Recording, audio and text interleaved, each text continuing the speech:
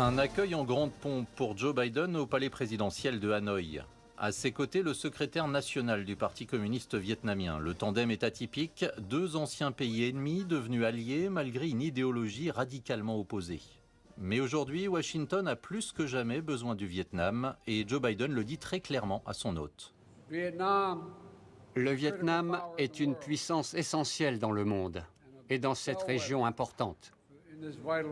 J'ai hâte de continuer d'écrire ce nouveau chapitre dans l'histoire de nos deux nations.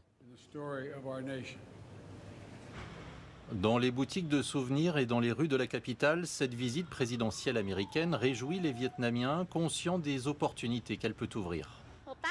Peut-être que davantage d'étudiants vietnamiens auront la possibilité d'aller étudier à l'étranger.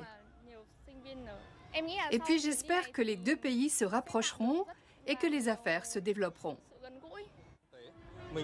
J'espère qu'après cette visite de Joe Biden, il y aura davantage d'entreprises américaines qui investiront au Vietnam et qu'il y aura plus d'emplois pour les Vietnamiens.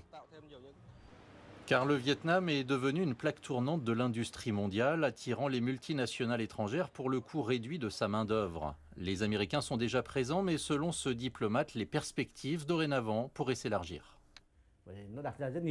Les deux pays peuvent coopérer dans de nombreux domaines nouveaux, tels que la lutte contre le changement climatique, la chaîne d'approvisionnement en semi-conducteurs ou la transition énergétique.